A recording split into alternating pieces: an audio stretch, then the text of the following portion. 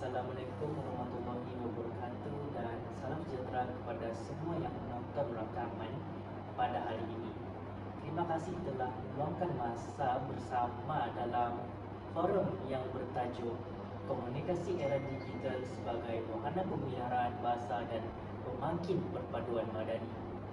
Dalam era digital yang sangat pesat dan berkembang ini, teknologi telah menjadi sebahagian besar daripada kehidupan kita. Hampir setiap individu menggunakan telefon pintar, media sosial dan pelbagai lagi platform digital untuk berkomunikasi dan mendapatkan maklumat serta berkongsi idea. Oleh itu, amatlah penting bagi kita membincangkan bagaimana komunikasi era digital dapat memainkan peranan penting dalam memelihara bahasa Melayu dan memperkukuh perpaduan madani dalam masyarakat majmuk di negara kita, iaitu Malaysia. Bersama saya pada hari ini adalah dua orang ahli panel yang pakar dalam bidang masing-masing. Panel pertama yang bernama Saudari Cecilia adalah seorang yang pakar bahasa serta pakar dalam bidang linguistik dan juga ahli dalam pendidikan bahasa. Manakala panel kedua kita adalah bernama Saudari Ifni yang pakar dalam komunikasi digital dan aktif dalam bidang literasi media dan masyarakat digital. Tanpa berlengahkan masa lagi, mari kita mulakan dengan soalan yang pertama. Baiklah Saudari Cecilia, saya akan memberikan soalan pertama. Soalan pertama berbunyi, bagaimanakah komunikasi era digital dapat berperanan sebagai wahana pemeliharaan bahasa Melayu? Tanpa melengahkan masa lagi, silakan Saudari Cecilia untuk memberikan hujah dan pandangan beliau mengenai persoalan saya. Dipersilakan. Terima kasih Moderator. Era digital membuka peluang luas untuk mengangkat martabat bahasa Melayu. Dahulu, bahasa Melayu lebih banyak kedengaran dalam bilik darjah, surat khabar dan televisyen. Tetapi kini ia boleh diakses di hujung jari saja melalui pelbagai aplikasi dan platform digital seperti TikTok, Facebook dan portal berita. Platform seperti e-pembelajaran, media sosial, aplikasi pendidikan dan podcast membolehkan bahasa Melayu terus digunakan secara rasmi dan meluas. Contohnya laman web Dewan Bahasa dan Pustaka menyediakan e-kamus, artikel dan bahan bacaan digital yang boleh dimanfaatkan oleh pelajar dan masyarakat umum. Ini membolehkan masyarakat mempelajari dan mencari maklumat mengenai bahasa Melayu dengan mudah. Penghasilan kandungan digital berbahasa Melayu seperti artikel akademik, video ilmiah, blog dan infografik turut mengukuhkan identiti bangsa. Apabila bahasa digunakan secara konsisten dalam medium digital, ia akan terus hidup dan tidak terpinggir. Bak kata peribahasa, tak laku dek hujan, tak lekang dek panas. Model pembelajaran digital dalam bahasa Melayu dihasilkan oleh sekolah dan universiti bukan sahaja memudahkan pelajar, tetapi memastikan mereka terus mempraktikkan bahasa ibunda dalam bidang ilmu moden seperti sains dan teknologi. Ini menjadikan bahasa Melayu lebih relevan, moden dan lestari hingga kini. Sekian sahaja dari saya kembalikan kepada moderator. Baiklah, terima kasih kepada Saudari Cecilia atas hujah dan pandangan beliau sebentar tadi.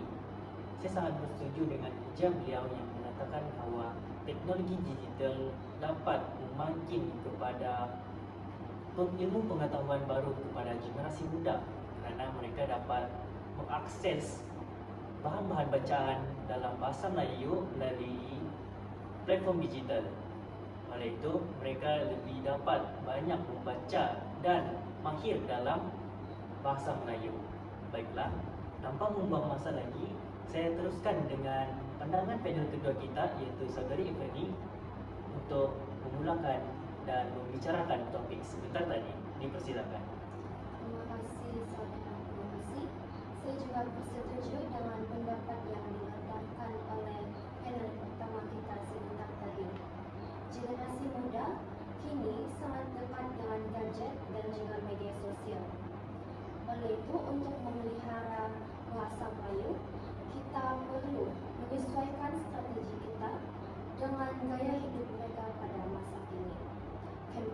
digital dengan tanda pagar seperti Bahasa Melayu Bahasa Kita dan juga Cintai Bahasa Melayu boleh digunakan di platform populer seperti TikTok, Instagram, dan YouTube. Video kreatif, animasi pendek, dan juga podcast santai berbahasa Melayu lebih mudah meminat golongan muda pada masa kini. Pertanian sastra digital, kuis bahasa dalam talian atau minggu bahasa kebangsaan secara maya boleh melibatkan semua lapisan masyarakat. Dengan kandungan berbahasa Melayu yang moden dan menarik, bahasa akan kelihatan lebih segar dan relevan. Bayangkan, jika penyiar terkenal konsisten menghasilkan kandungan yang berbahasa Melayu, ia akan memberi impak yang sangat besar dalam mempopulerkan bahasa Melayu di ruang digital. Terima kasih. Baiklah, terima kasih kepada dua penyiar kita kerana telah memberikan ujar dan pandangan mereka sebentar tadi. Benar, apa yang kita dapat simpulkan daripada ujar mereka ialah komunikasi digital dapat merelevankan lagi bahasa Melayu pada masa kini, kerana era teknologi digital dapat menyimpan dan mempengaruhi generasi muda untuk mempelajari lebih banyak bahasa Melayu serta memahami dan mahir dalam bahasa Melayu dan menjadikan mereka lebih pakar dan dapat membawa generasi yang lebih muda lagi untuk giat dalam kemahiran bahasa Melayu. Baiklah, kita beralih lagi kepada soalan yang seterusnya yang bertajuk, apakah cabaran bahasa dalam komunikasi digital? Tanpa membuang masa lagi, dipersilakan speaker kedua pertama kita, Saudari Cecilia, untuk memberikan pandangan beliau. Silakan. Baiklah, terima kasih moderator. Cabaran terbesar ialah penggunaan bahasa rejak, iaitu campuran bahasa Melayu dengan bahasa Inggeris yang berlebihan atau dikenali sebagai Manglish. Ini merosakkan struktur bahasa dan tata bahasa yang betul. Perbuatan menggunakan singkatan berlebihan seperti you untuk awak dan I untuk saya juga boleh merosakkan kebiasaan. Generasi muda akan hilang berpegang terhadap tata bahasa yang betul sekaligus melemahkan keturunan dan martabat bahasa Melayu. Sekian dari saya. Benar itu Saudari Cecilia. Apa yang kita tahu bahawa pengaruh English daripada negara barat dapat mempengaruhi kosakata bahasa Melayu melalui kacukan bahasa Inggeris dan bahasa Melayu.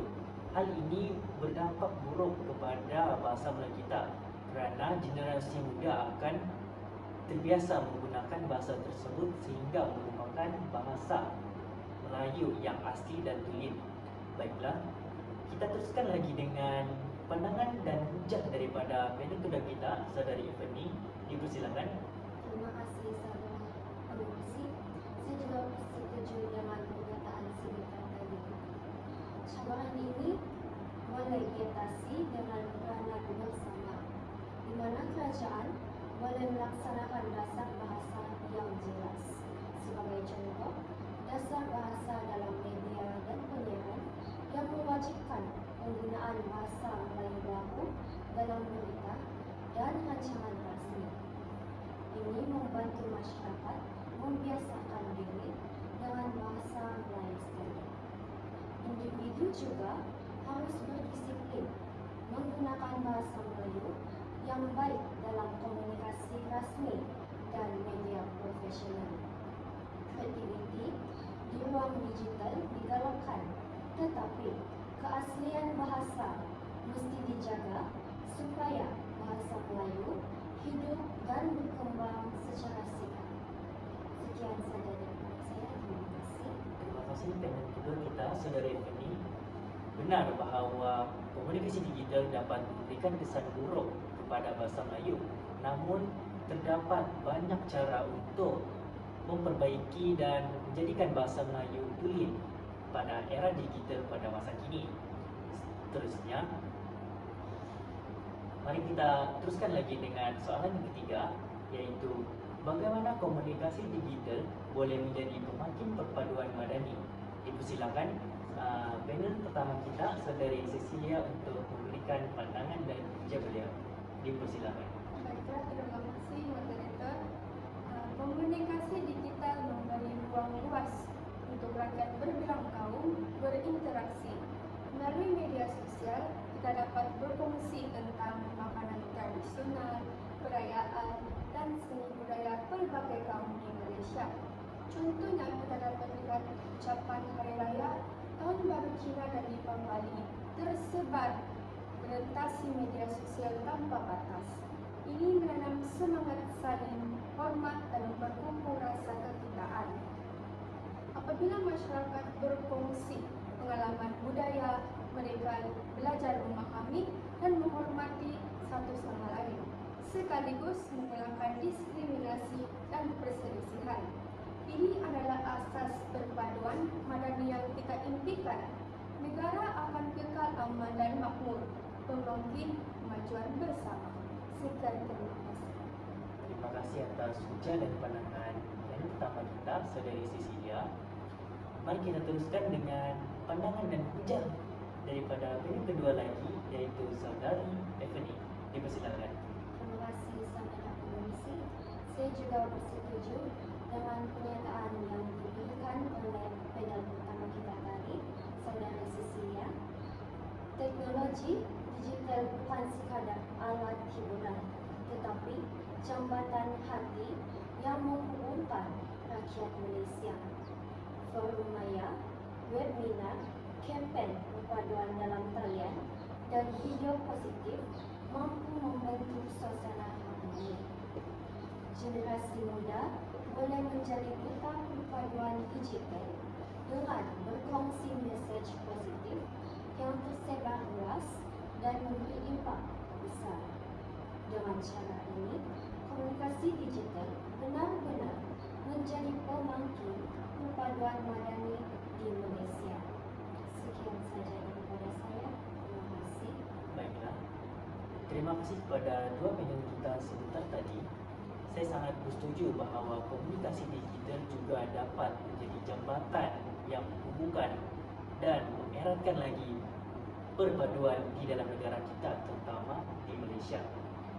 Tanpa melengahkan masa lagi, mari kita teruskan dengan soalan yang keempat, iaitu apakah langkah konkret yang boleh diambil untuk memperkasakan bahasa Melayu secara digital. Dipersilakan panel pertama kita, Saudari Cecilia, untuk memberikan hujah, pendapat dan pandangan beliau mengenai tajuk ini. Dipersilakan. Baiklah, terima kasih moderator atas soalan yang sangat penting ini. Baiklah, dalam usaha memperkasakan bahasa Melayu dalam era digital, kita tidak boleh bergantung saja pada retorik semata-mata. Kita perlu mengambil langkah yang konkret, sistematik dan menyeluruh.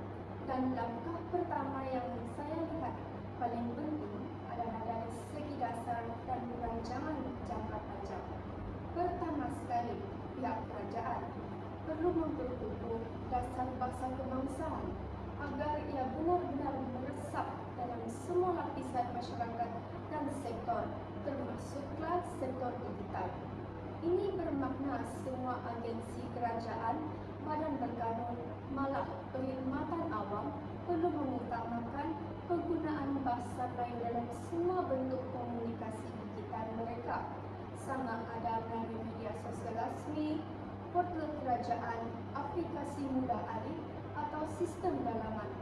Tetapi kita tidak boleh berhenti setakat itu saja. Seterusnya, kita perlu melibatkan sektor swasta, terutama syarikat teknologi dan media.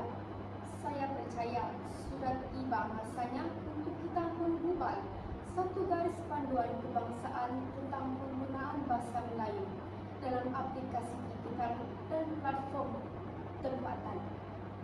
Sebagai contoh, semua aplikasi e-dagang, perbankan digital dan platform pendidikan dalam talian seharusnya menawarkan antara muka pengguna dalam bahasa Melayu yang berkualiti, bukan saja menterjemah literal yang kaku dan sukar difahami.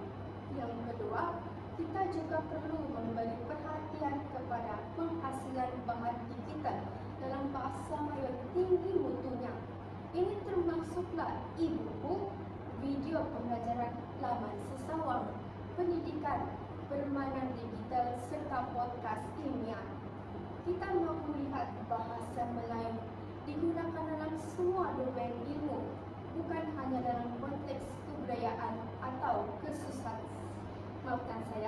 kesusasteraan, tetapi juga dalam sains dan teknologi, undang-undang, ekonomi dan kesihatan. Ini penting untuk memastikan bahasa Melayu benar-benar menjadi bahasa ilmu yang moden dan relevan. Untuk mencapai perkara ini, kita perlu menyediakan dana khas untuk menggalakkan penulisan dan penterjemahan kandungan ilmuwan ke dalam bahasa Melayu. Universiti, institusi penyelidikan dan penerbit digital perlu diberi insentif untuk menghasilkan lebih banyak sumber rujukan yang boleh diakses secara terbuka oleh rakyat Malaysia. Ketiga, kita juga perlu mendidik masyarakat, terutamanya generasi muda yang akan datang, tentu saja tentang etika dan teknik penggunaan bahasa yang betul. Dunia digital ini bukan sekadar soal tata bahasa, tetapi soal identiti, citra bangsa dan kebangsaan terhadap bahasa ibunda. Kita boleh memperkenalkan program pendidikan literasi, belajar menilai bahasa digital di peringkat sekolah, kolej dan universiti, di mana pelajar bukan sahaja belajar menulis dengan betul, tetapi juga belajar menilai maklumat secara kritis, memahami wacana digital dan menjadi pengguna bahasa Melayu yang beretika. Dan akhir sekali, pendapat saya ialah ingin menyentuh tentang aspek pemahaman dan pengiktirafan. Kita perlu memperkenalkan sistem pengiktirafan atau anugerah bagi organisasi, individu, pencipta kandungan yang berjaya memperkasakan bahasa Melayu ini secara konsisten di platform digital. Langkah ini akan mewujudkan ekosistem yang sehat di mana kualiti dan usaha dalam mempertabatkan bahasa Melayu akan dihargai dan diraihkan. Sebagai kesimpulan, memperkasakan bahasa Melayu dalam dunia digital bukanlah satu usaha malam. Ia memerlukan gabungan dasar, pendidikan, teknologi dan semangat kebangsaan. Tetapi jika kita mulakan sekarang, kita pasti akan melihat hasilnya dalam satu generasi akan datang. Sekian, terima kasih. Terima kasih Saudara Cecilia atas pandangan dan ujar beliau yang sangat hebat sebentar tadi. Sebaiklah, mari kita teruskan lagi dengan pandangan dan ujar daripada panel kedua kita, iaitu Saudari Evany, untuk turut serta dalam memberikan pandangan beliau dan ujar beliau mengenai tajuk saya sebentar tadi. Dipersilakan. Terima kasih saudara pengurusi. Saya sangat bersetuju dengan setiap poin yang diketengahkan oleh panel pertama kita sebentar tadi. Dan izinkan saya pula menambah dari perspektif yang lebih praktikal, khususnya dari sudut ekosistem digital dan peranan masyarakat sivil serta industri kreatif.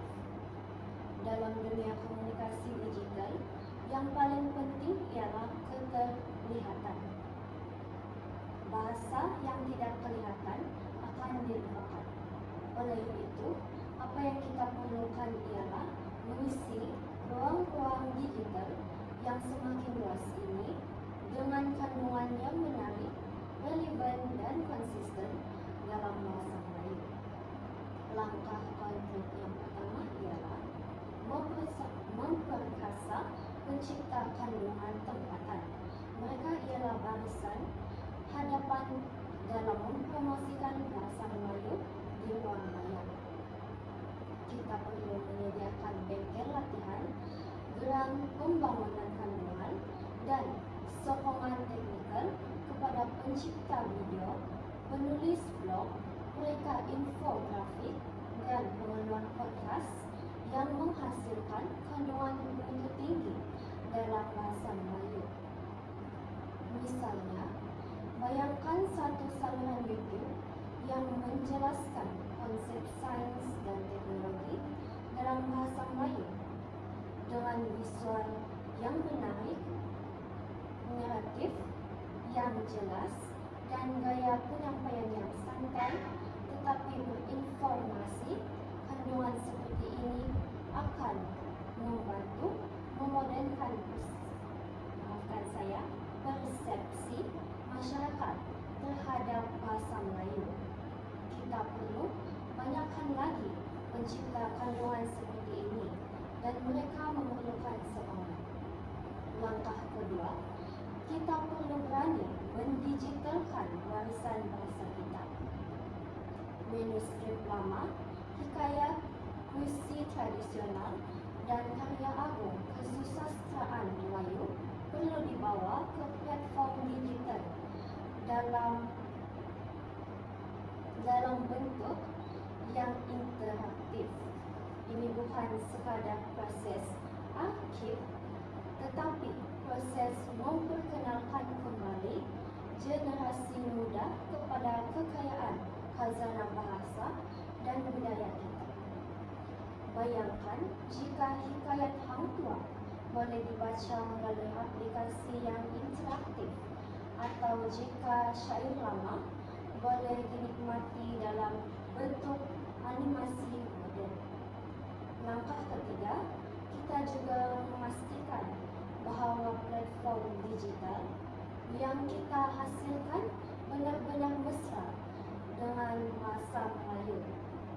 Ramai pembangun aplikasi tempatan masih mengutamakan antara muka dalam bahasa Inggeris, walaupun sasaran pengguna mereka adalah orang tempatan.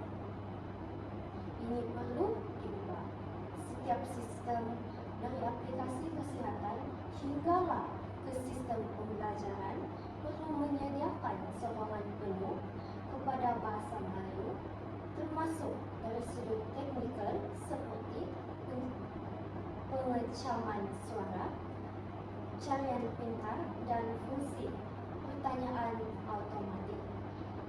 Dan yang terakhir, kita juga perlu mewujudkan kerjasama antara industri teknologi dan institusi bahasa.